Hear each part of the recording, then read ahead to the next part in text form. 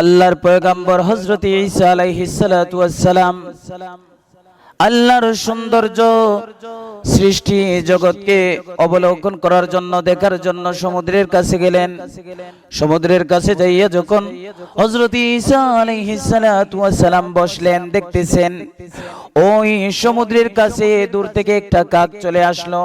আয়েশা কাদার মধ্যে তার সমস্ত শরীরকে কাদাযুক্ত করলো, কাদা দিয়া সমস্ত শরীর কাদাযুক্ত করলো।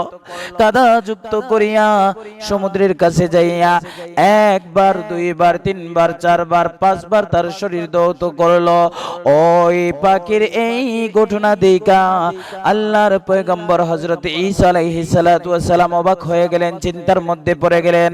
আল্লাহ তাআলা আমার লামাকের খোদা হযরত জিবরিল আমিনকে ডাক দিয়ে বলতেছেন, রে জিবরিল, আমার আমার আমার পয়গম্বর ঈসা চিন্তার মধ্যে রয়েছে, যাও যাও জিজ্ঞাসা করো কিসের চিন্তা করে। হযরত জিবরিল আমিন ঈসা রুহুল্লাহর কাছে চলে আসলেন, যে বলতেছেন, ঈসা নবী গো, ও আল্লাহর পয়গম্বর ঈসা, আপনি কিসের চিন্তা করতেছেন, কিসের দুশ্চিন্তা করতেছেন?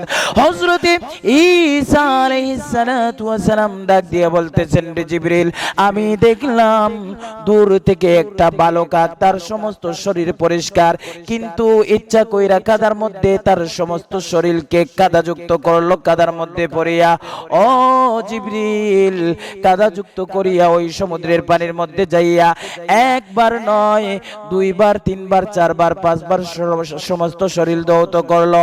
ও জিবরিল, একবার তো শরীর ধৌত করলেই পরিষ্কার হয়ে যায়, কিন্তু এই কাক দূর থেকে আইসা ভালো শরীরকে কাদাযুক্ত করলো, আবার একবারের জায়গায় পাঁচবার শরীর ধৌত করলো।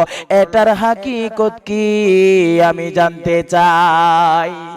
হযরত জিবরিল আমিন ডাক দিয়ে বলতেছেন, ঈসা নবী গো, ও আল্লাহর পয়গম্বর ঈসা, এই কাকটা তার শরীরকে কেন কাদাযুক্ত করছে জানেননি? কারণ আখেরি জামানায় আমার আল্লাহ শেষ পয়গম্বর, আমার আল্লাহ শেষ নবী পাঠাবেন, যার নাম হবে আহমদ, যার নাম হবে মুহাম্মদ। ওই নবীর কিছু কওম আসবে, উম্মত আসবে। এই উম্মতের জন্য আমার আল্লাহ 5 ওয়াক্ত নামাজ ফরজ করে দিবেন। এই 5 ওয়াক্ত নামাজ, এই 5 ওয়াক্ত নামাজ পড়তে গেলে ওযু করতে হয়। ওই নবীর উম্মতেরা 5 ওয়াক্ত নামাজের জন্য 5 বার ওযু করবে।